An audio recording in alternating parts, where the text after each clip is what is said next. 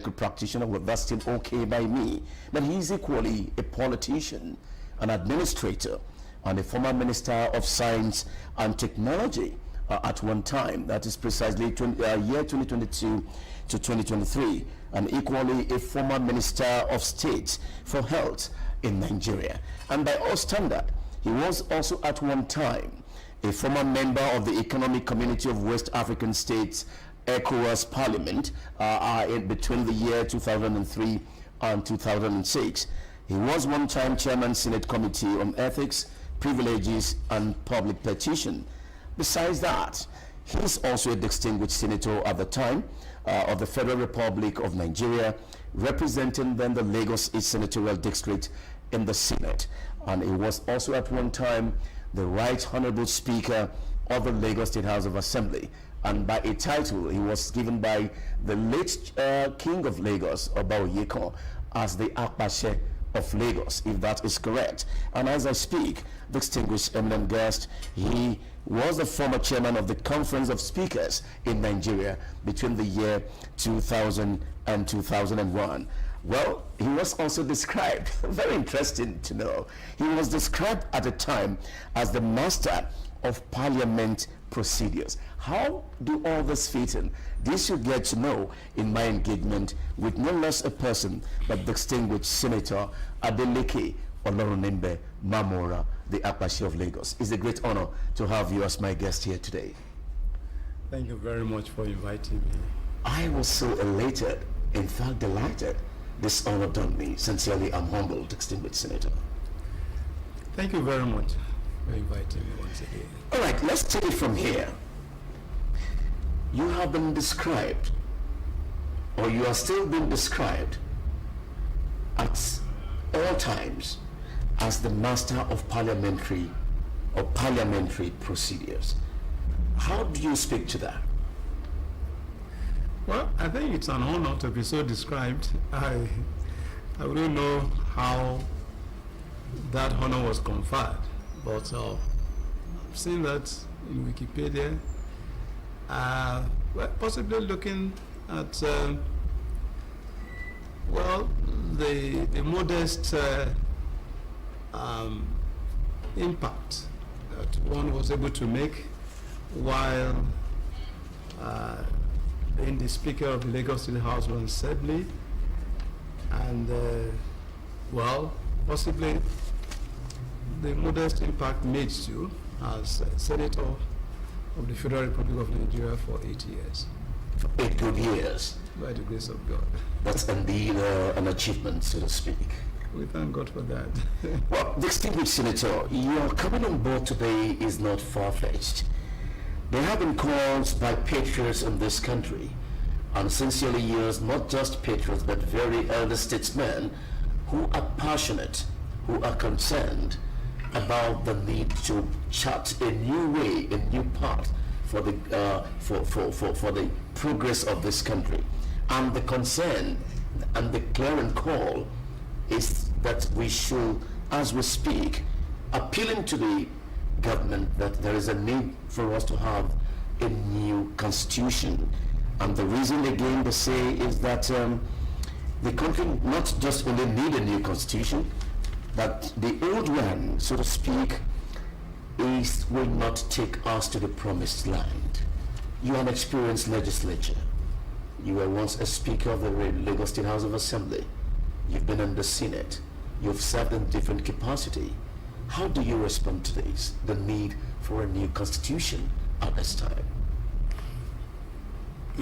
Well, yes, I think my first immediate reaction, is it desirable? I will say yes. Is it desirable? You said you will say yes. Yes, it's desirable.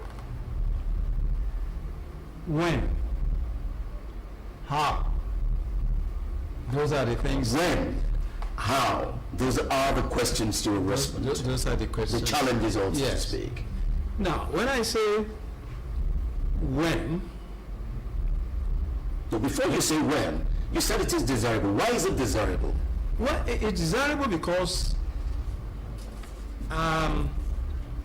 there are challenges in the system It's not about that. We have challenges in the system as it operates right now. What I mean, I say the system, that is our democratic experience so far,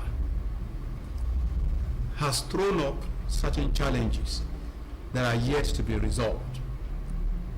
And if I may use the term that when I was speaker and we invited Professor Wole Soyinka to address us, he titled that address, "The Unfinished Business of Nation Being." The unfinished business of the nation being is loaded. Yes. So, but my own understanding is that the democratic process or the democratic experience is a process rather than a destination. It is a process And not a rather than a destination. How do we differentiate that? A process rather than a destination. Two words here. Yeah. Distinguished Senator. Yeah. So that tells you that you keep working at it. As a process. Yes. You keep working at You it. keep working at it. And democracy itself is self-refining. At each point in time, you are confronted with certain realities that might not even be there before. So, within the context of the new realities, you may need to change certain things in that, process. And Within the context of Yes. that reality, Yes. you may need to change Yes. some things in that process. because there were certain, there could be certain challenges that were not there before. Absolutely. Or could be there, but possibly not accentuated or not so obvious. But that over time, the realities have been such that, look, we need to address this issue. That's one. There are countries that have been at it for over a century, 100 years. And you still have them having to tinker. With some of the processes, challenges Yes. With the new This- realities that that they are confronted with. even America. In America, that's correct. Because America, as we know it, the bulk of our present constitution, which we call the federal constitution, we took a lot from American experience. Even America is not yet there. So it's not a destination. Even with the present realities Oh, yes. that we see every We day. continue to work on the issues that confront the people as at a very given point in time. And the structure of And the then you have to work on itself. So, now, it may interest you that even from the very point in time that the entity called Nigeria came into being, some of our respected political figures of the past even describe Nigeria as a geographical expression. A geographical expression. Now, and in saying this, what did they refer to, or what did they mean? It's because way back in 1914, when the entity called Nigeria came into being, what happened? It was the amalgamation of the northern and southern protectorates with the colony of Lagos, which now form Nigeria. And between that time, which was in 1914, till 1960, there were so many constitutional conferences. The ones that really, come to mind for me, we had the Clifford Constitution, which was in, I think, 1923. you have the Macpherson Constitution. you had Richard Constitution. That's right. yes which was in 1946. Then you had the Macpherson, which was in 1951, right? Absolutely. Then you have the Lithuanian Constitution that came in 1953. Then you have the 1960 Constitution, which was the Independence Constitution, and then in 1963 you have the Republican Constitution. So you go and it didn't stop at that. You know our history. No sooner we started, the Republican Constitution in terms of its operation, than we had the crisis of 1966. All the things that happened in the West and all that, consuming the entire country, The geographical expression, if we must use the word. coming to the military took over in 1966. And you know that has happened from that period, with Ronsi coming on board, having a unitary system of government, and then counter-coup of July 1966, General Gowon coming to power, reversing the, I think it was Decree 34, so it's called then, which was unitary, which wasn't what we were practicing before. And General Gowon reversed that to come back to what you can call federalist system.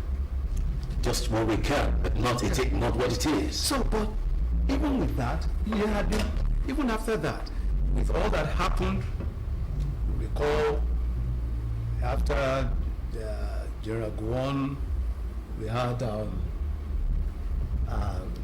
General Murtala Mohammed that came on board, and then in 1975, thereabout, then of course General Murtala Mohammed was succeeded by General Obasanjo.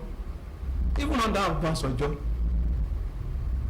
when General Mohammed was there, he even constituted this CDC, Constitution Drafting Committee, to pave way for another constitution. All this post-independence. We had pre-independence era and have post-independence. So justifying your statement that it is a procedure, a procedural process. It's a process that keeps on self-refining based on realities, new realities, and new challenges. And the destination will now be where? You cannot even talk of destination because you continue to work at it. Because there will always be new realities that will necessitate the need. But all I can say, because I don't want to keep on, I'm not trying to give us a background. Exactly. That's right. Under General Mohammed, he started the CDC, Constitution Drafting Committee. When Obasanjo came in, General Obasanjo, he amended what that committee submitted. There were 22 amendments, but which people were not too happy, at least from some quarters. But it was on that basis that the handing over to the civilian administration, headed then under the presidency of Shagari, took over in 1979. No sooner Shagari took over than another coup took place. That was the General Buhari coup of 1983. And then General Babangida, and all that happened under General Babangida and all that, political bureau, then constitution, the constitution, there was a CRC or something that she constituted. They also need some still in transforming or looking for a formative or reliable constitution. All these things were there.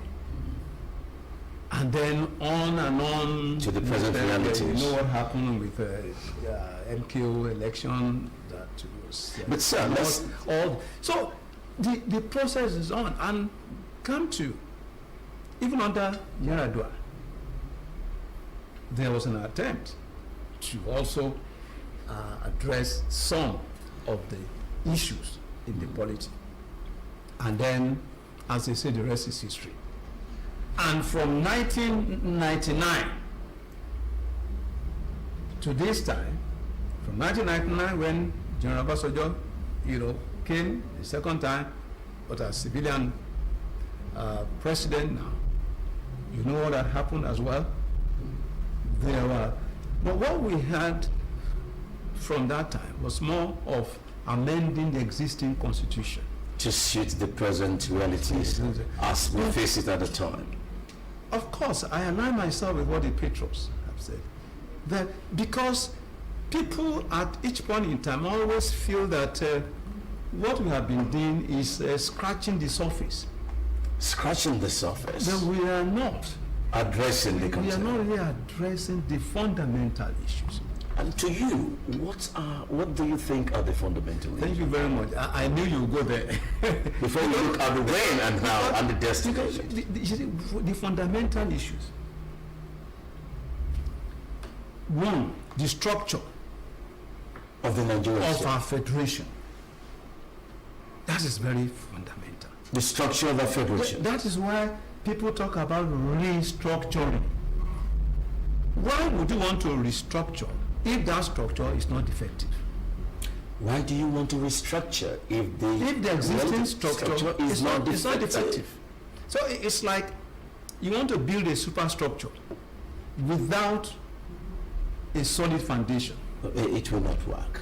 So that is why people hammer on this restructuring, which fundamentally means that let us get the foundation right before we attempt to put up a superstructure. So that is it. And if you're talking of this structure, you're looking at the political restructuring, economic restructuring, social restructuring. So those are the tenets. Political restructuring, social and economic social restructuring. economic restructuring. Now, political, we continuously have this agitation that why would, even though you don't have it in the constitution, the so-called 6 geopolitical zones, we don't have it in the constitution. There's nothing like that in the constitution. But we have come to accept it. But the question some people say that why will some of these regions have 7 states, some 6, some 5? Another challenge to contend with. That's part of the political restructuring that people are talking about. And you cannot deny them or you cannot stop them from the agitation. Now, there are some, you see, when you look at a state like Kwara, Kogi, they are categorized as middle belt. But there are Yoruba speaking people in these areas who have agitated that they would rather be part of Southwest, because Southwest is generally seen as a Yoruba speaking nation. So that's also part of the social restructuring you're talking about. And you recall that the late sage, Chief Obafemi Awolowo, did say in his thoughts on Nigerian constitution that, he advocated that the basis for state creation should be linguistic contiguity. Linguistic contiguity. How do we That explain that? people who speak the same language ordinarily should be the ones constituting a state. Because language factor is probably the greatest or one of the greatest factors that bind people together.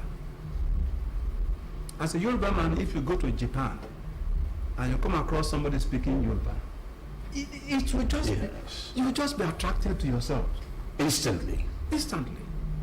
And that's one of the reasons why you talked about why Chief Awolowo, the late sage, highly respected, and a thinker, we talked about that Linguistic linguistic contiguity. contiguity. So that is there. Then the economic issue is there, which is, look, what we get from a particular place, how do we, or the common purse, how do we share? You talk of revenue sharing formula, the federal, the state, the local government. It has always been an issue. Of contention. Yes. Then, I've just mentioned I just mentioned restructuring issue, the political restructuring and all that. There's also the issue of resource control. Oil, gold, whatever, mineral resources. How do we? These are issues that keep on coming up. Number 3 issue is census. The population. Census. That, look, how many are we? Because from times past, some people believed, rightly or wrongly, that the census figures had been skewed to favor a particular a certain region. That's correct. Rightly or wrongly. So we need to sort that out. Can we classify that as social restructure? No, I'm just now. No, I have mentioned. I know. I'm just saying. Can we take this as that? I have mentioned. Under restructuring, 3 issues: economic, social, yes, and political. But I'm leaving that to even go to that. That I'm beyond that, putting that separately. The census that I mentioned. Resources. Then, of course, resource control. Then, of course, the issue of even the form of government. The form of government, that is, are we better off under presidential system? Some people still agitate for parliamentary. As we speak, yes. Which we tried before. So these are issues that just pop up. Some people talked about, do we even need this bicameral legislature? These are the issues. Some people have also argued that the parliament, those in parliament, they should be on part-time and not full-time. These are some of the issues. The election is also an issue. Election, even the nature of our election. There is what we call the, first past the post. How do you explain that? First past the post just means that it's like winner takes all. That you just go and vote. Whoever has the highest votes wins. It doesn't really matter that number of votes. That if you may have 3, 4, 5, say presidential candidates, and then whoever has the highest votes among them becomes the president. Even though we have amended that to suit our purpose. That's why we talk of spread. So for us right now, you need to win the highest, that is what we call the plurality of votes, and then have a spread of 25% in not less than 2/3 of the of the states of the country. Yes. But there are people who are arguing that no, if need be, it should be that whoever emerges must have scored nothing less than 50% of the total votes cast to confer legitimacy. There are people who have argued that, and that's because in some countries what happens is that you go on until somebody, if there's no one having meeting up with 50% of votes, you will have a second ballot where the first 2 candidates with the highest and the next highest vote will have to go for a runoff. There have been arguments in that. So these are the issues. We will see that in America through the Electoral College. Well, possibly. Well, they have their own uniqueness. They have their own uniqueness too. So we must also look at our own uniqueness. What they do in America is that there are states, you know, that the swing states. They call the electoral states, you know, where they have electoral votes, and the electoral vote is more important than the overall vote.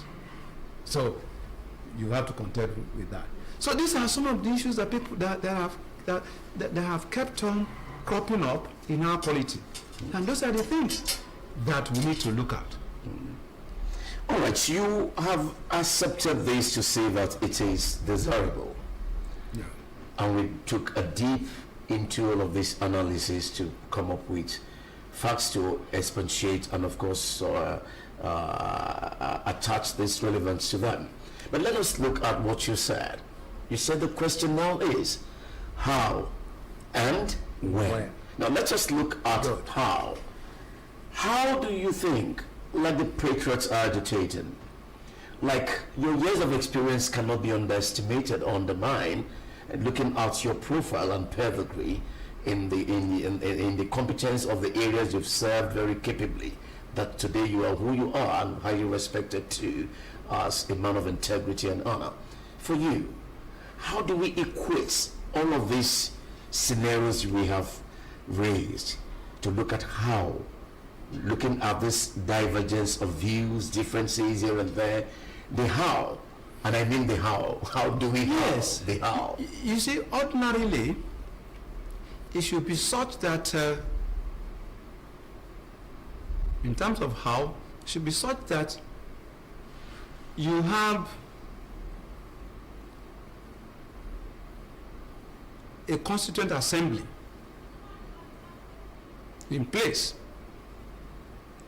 ordinarily, who will now kind of oversee that process and ensure that the process terminates through referendum, so that at the end of the day the document produced will be such that can really, to all intents and purposes, have that stamp of we the people. But the Constitution already says we in the opening, the people of, and whereas it is not we the people. That's also why. And is a concern. That is why people are agitating. That is it really we the people that have, you know, put to ourselves this Constitution. Or who? Okay, we come back to that. That is only to get to the importance of a referendum. Okay, let's just take a break there, and we'll be right back. All right, we'll take a break at this point. Referendum. That's where we're queuing out, and we'll take a look at that, analyze it as it is, and when we come back, let's see what it will be like after this time.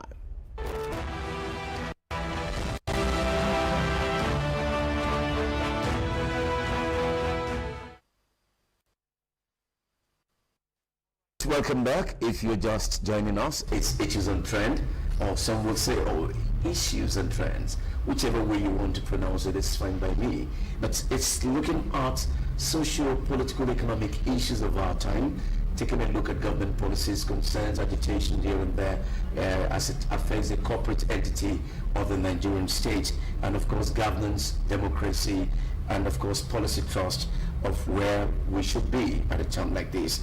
And my guest still is distinguished Senator Adeleke Olorunimbe Mamora, a man of an outstanding pedigree, a man well experienced in legislative matters and concern, so be called the Apache of Lagos, so to speak. I will always remember that. Well, let's say that it's good to have you, sir. Now, we stopped where we're looking at the issue of referendum, that there is a need for referendum, because when we look at that word, we, apparently the people, is not really indicating, expressing expressly that we the people truly are the people who actually brought to bear the realities of the present constitution, that we are not agitating for a new one.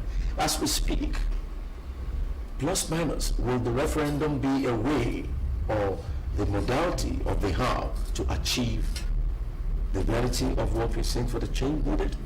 You see, referendum simply means getting the people. It's just to say no or yes to a document presented before them. That's just what referendum is about. But there must be a body to really convene that process of leading to a referendum, which is getting the opinions of the people, distill what they have come up with into, let me say, put it or simplify it as to make it understandable to the ordinary man. And then each point or each opinion will then be put out to the people to vote on. That's simply what it means. And it will be the entire population of the country that will vote. We find out that even as we speak today, the issue of referendum has also been a concern, even where people agree to say that in the referendum this is what we want to do, or we have consensus to say that this is our position via this referendum that was done. We still find it difficult to see that the reality does not come to bear. And people ask, why is that so? Well, I don't want to deviate from the discourse. I would have cited the Lagos State concern, where from the 20 local government council in the time of Asiwaju Bola Ahmed Tinubu, the incumbent president of the Federal Republic of Nigeria, I can remember vividly on the field. There was a referendum where we created additional local council development areas. You can remember too. I'm sure you hear the speaker all the time. So, and as we speak, the National Assembly is here to ascend, to give extension powers to the legitimacy of that entity. And you recall what Obasanjo did at the time. So I don't want to change the call, but this is just to because referendum at times is not really it does not give automatic vesting to that. You see, the situation then was a different situation that we're talking about. We're talking about the federal constitution now. We're not talking. I know. I'm just citing that. Yes, but yes, we had a referendum. We followed the process or the processes as enshrined under Section 8 of the Constitution for the creation of local government. That's a different thing. We are talking about the federal constitution. Okay. Now, where we follow the process. Again, that's one of the issues in the polity right now. As to the best of my knowledge, no state has been able to create even a local government. And that naturally throws up the issue as to what really constitutes our federation that we talk about. Because even the Supreme Court judgment recently will appear to have compounded the whole issue on that. But I don't want to on the autonomy of the local government. No, we don't need to go there. So we are looking at referendum as just okay. So, are we saying here, sir, with due respect to you, sir, that if we can have a referendum as it connects with the agitation for the restructuring of this new constitution federally, will the referendum, will it hold sway when agreed to as a way out of the woods? I'm not in position to determine that. I only put to you what the process is and what we hope to achieve. We cannot know whether we will achieve that goal until we have agreed onto it and then we have put it into practice. That is the truth. Distinguished Senator, I have only tried to let you know from my own understanding of what is happening, what we see, that this appears to me this is what, you know, people are talking about. And from what I've read, from what I've heard, this is the direction that people want us to go, so that we can have a working system. But having said that, let me also quickly add that there is no perfect constitution. There is no perfect constitution. There is no you always have, you know, but what we should work at is what best suits our own situation. What best suits our own situation. Yeah, but let's ask you. It's not just about importing something and taking it hook, line, and sinker. But distinguished senator, by the grace of God, you were one time the Right Honorable Speaker of the Lagos State House of Assembly, and your role in the Senate, from every available information that we know, shows how much you were involved in some of these procedural changes to make things better for the good of the people as it concerns democracy and good governance. So I'm just trying to hear from you at this point, distinguished senator, that from your years of experience, and having agreed that it is desirable, that's yes, the need for a new constitution, but getting there is a concern. Do you think we can get there? We can. You see, it's only a matter of how, because that was really going to take me to another issue. But it's a matter of how sincere. That's another word now. How sincere? It's a matter of sincerity. Put it into another way. It's a matter of sincerity and seriousness of the practitioners in the system. Sincerity, seriousness of the practitioners in the system. Particularly the political class. You see, when I say these things, I am consciously choosing my words.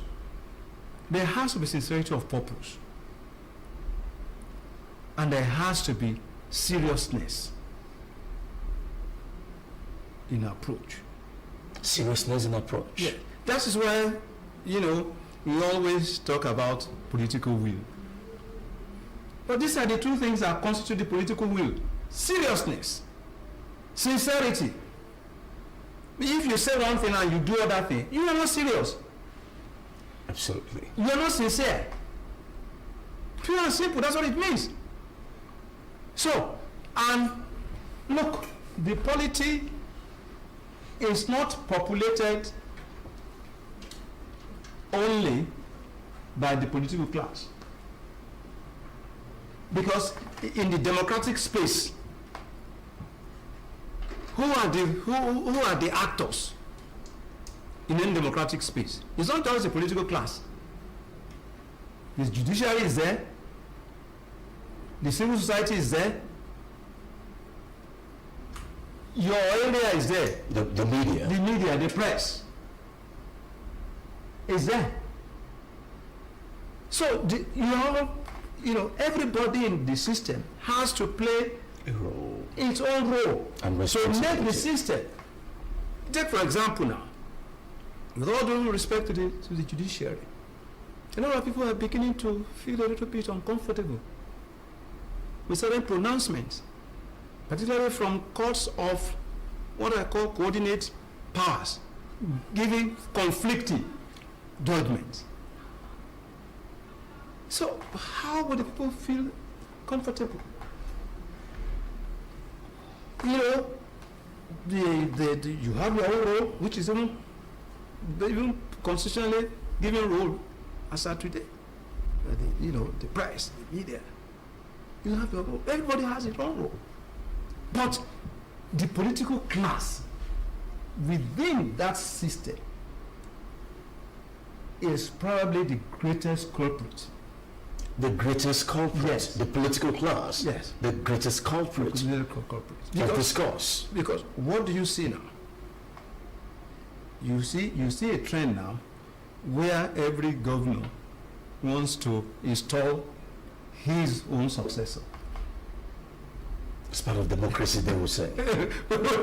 You see, Given the constitution to take charge. it's not just that, but what has that given rise to? Desperation. That has given rise to desperation. So it's like a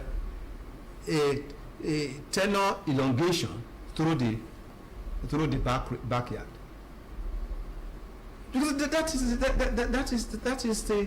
that is what you have seen now. As far back as 2007, I made a statement which I still stand by, that if care is not taken, a time will come when the whole of the Senate will be populated by former governors. So it's gradually becoming a retirement home For governors, for former governors. These are realities in the system we are seeing. And that's why I said, and because, when I say the political class, because that is the whole of the National Assembly is comprised of elected officials. That is, members of the National Assembly, House of Representatives, they are elected. The governors are elected. The Houses of Assembly are elected. So that's why I mentioned the political class in particular. And the laws made by these institutions determine what goes on in the system. The laws made by them are the things that that used to run this, even to the local government. The local government, the state, the federal. It's the judiciary that is isolated from election. So that's why I said the political class has so much. The level of desperation that we see is frightening. And that's why I said the major chunk,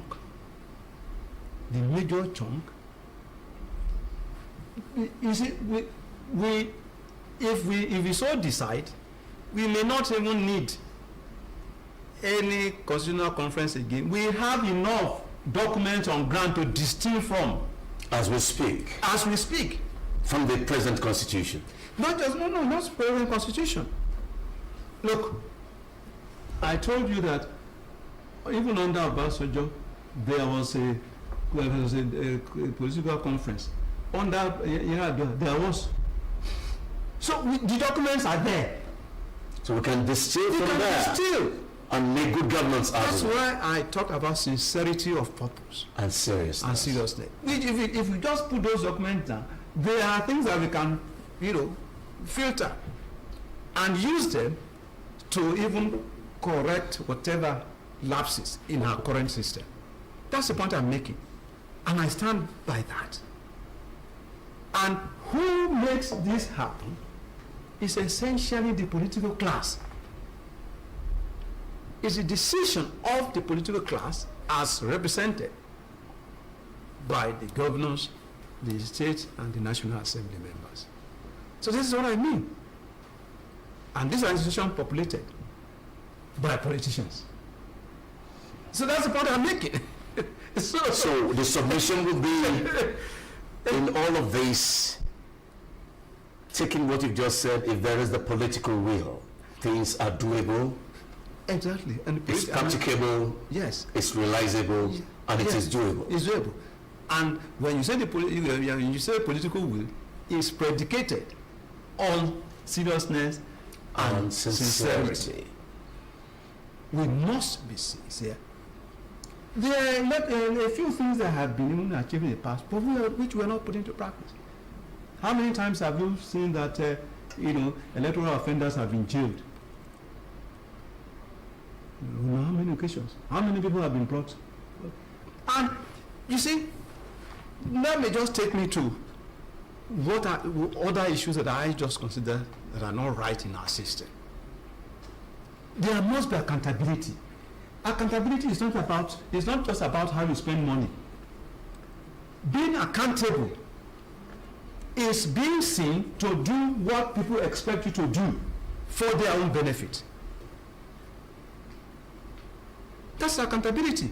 And which also means that there must be reward for good behavior and sanction for bad behavior. There must be reward. There must for be good behavior. Yes, And sanction for for bad bad behavior. There are people who even openly say, look, there is nothing will happen. So what that means, that encourages impunity in the system. When people have the attitude of Nonchalant. nothing will happen. I have seen so many videos on social media. The interesting one, There's the interesting one too. That interests me, sir. I saw a video where a criminal in handcuffs, at the back of the police vehicle, was telling a police officer, you better release me, I will come for you. That when I leave, look, I'll be released, and I will come for you and your family. On the social media. You can see that. That is dangerous. Oh, Extremely dangerous. We have to. These are some of the things that there's so much desperation, there's so much greed.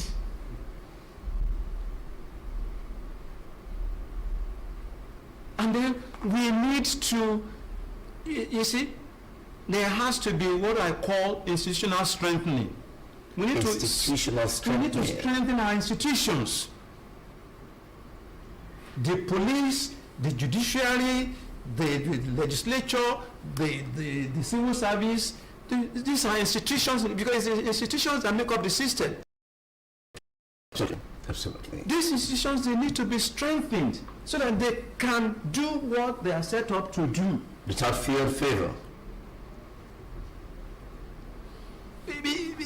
Look, one can go on and on. I feel you, Paul. I feel you. If you look at our constitution even right now, simply under fundamental objectives and directive principles of state policy, that's section 14(2)(b), it says security and welfare shall be the primary purpose of government.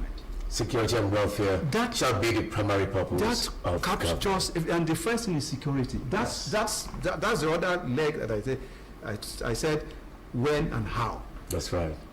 The when there now is, can we be looking at restructuring right now when there is so much insecurity? Distinguished Senator, I must let you go at this point. Let's just give the pause there. We'll come back another time to look at that again. I must very graciously thank you for this rare honor to have you as my guest, and of course x-raying all of this discuss. Do you promise to come back again if that's by the grace of God? I appreciate it. You know how you did it now. You just summoned me now. You just summoned me. So who am I? I thank you. Your parting words, sir. What will be your parting words? Well, my parting words essentially is that, look, the fault is in us and not in our stars. We can choose to make a difference as a people if we remain sincere and serious about our country. Nigeria is a good place. I've been privileged to travel far and wide, and Nigeria is highly blessed, not just in natural resources, in human resources. Why do Nigerians excel wherever or anywhere in the globe? Nigerians excel, and I mean excel. But back home is a problem. So why? We thank you, simply sir. Because we need to do things differently. We must do it differently.